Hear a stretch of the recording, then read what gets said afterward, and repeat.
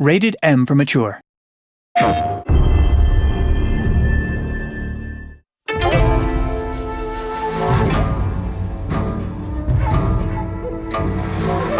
My dear sister, 2 months have passed since my last letter. Time does move slow when you have little to do. As I sit and wait in this dreary cell, I watch the courtyard outside with great intrigue. Yesterday, I witnessed something quite special. A crow landed close to my window, attempting to grasp a piece of bread lodged just beyond its reach. This determined creature tried time and time again, but its beak was too short and too thick. Eventually, the crow left in what I concluded was defeat. But to my amazement, the crow flew back with a stick in its feet. This cunning bird used the stick to dislodge the food and fly away with its prize. A small victory, but it reminded me of our struggle, and that we must adapt if our plan is to succeed. Some may shun the outsider's weapons and tactics, but we cannot be afraid to embrace them in pursuit of our goals. Spread the word to our allies. We must be like the crow.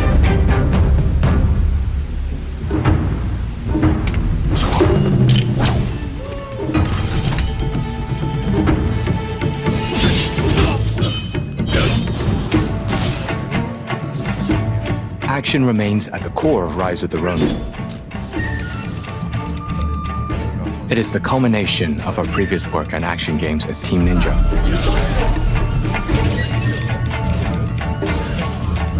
Team Ninja's action is known for its high speed and difficulty.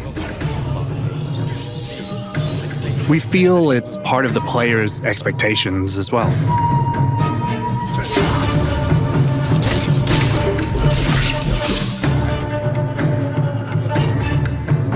There's the importance of action in gameplay, and the power of authenticity you get from a period drama story. Let's fight!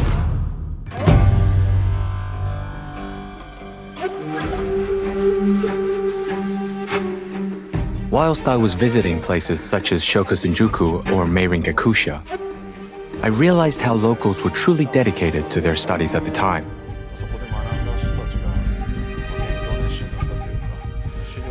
There were plenty of academic manuals, including research on the Dutch and Occidental weaponry.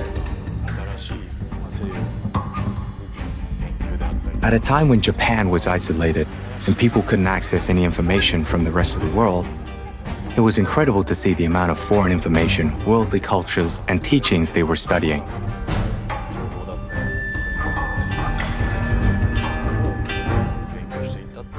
They then put this to good use in order to build Japan's future.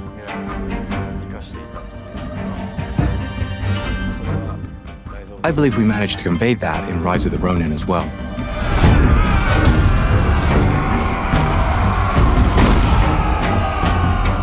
Looking at the Bakumatsu era, there were many philosophers with different schools of thought. They can be split into pro- and anti-shogunate ideologies.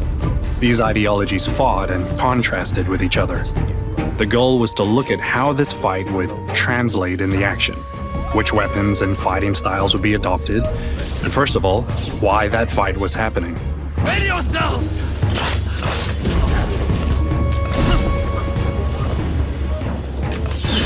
We looked at each personality, along with the choice of weapon, and worked out how to make these battles authentic within Ronin. The more we researched, the more we found.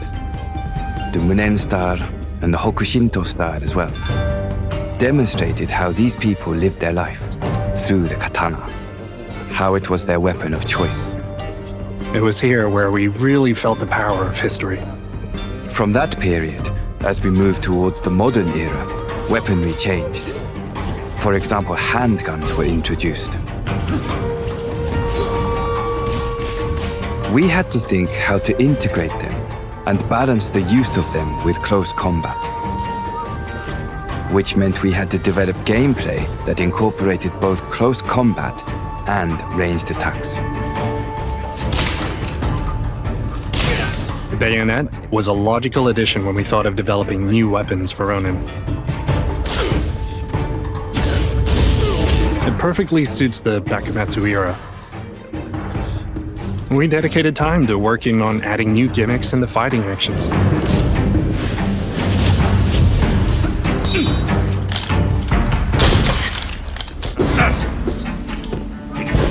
This game is completely original. As an action game, I believe that it wasn't necessary to make the game resemble a history textbook.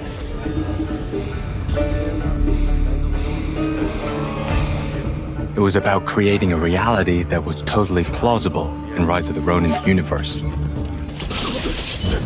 The team would either agree or disagree to several ideas each day to crystallize what was possible in this game's universe.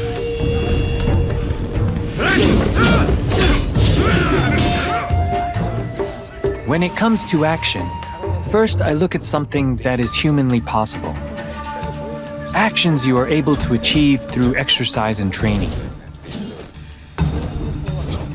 This is the action that I wanted to make, rather than people just flying around. I wanted to explore what is possible for humans to achieve after long years of dedicated training.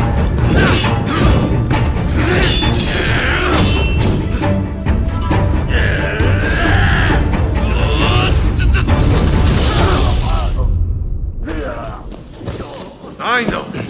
Tag along with me, will you?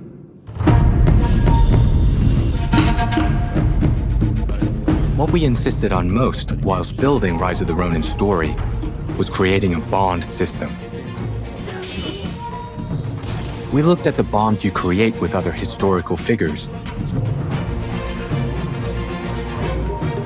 Then they can either help you or become opponents. Won't lay a finger on me! Depending on the people you take with you, this will also affect the techniques you can use too. Having a certain character with you will bring something unique. It also allows for unexpected combinations that might prove to be worthwhile. You can switch between characters as well.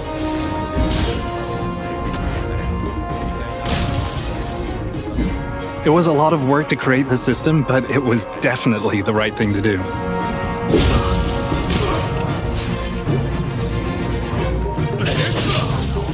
There is also the ability to read an enemy's moves to your advantage that is unique to this game. This is demonstrated through the counter-spark system.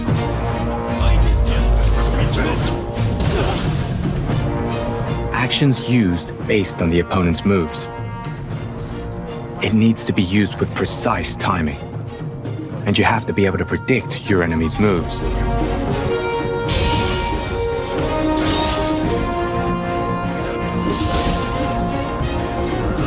A large part of the combat in Ronin is based around a wide variety of actions you can choose to combat your enemies.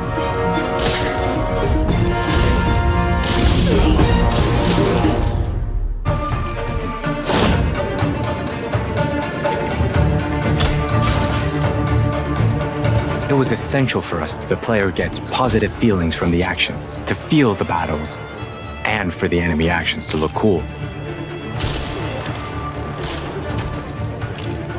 However, as we set the stage for the game and built its story, the period drama aspect was a strong element that we always kept in mind.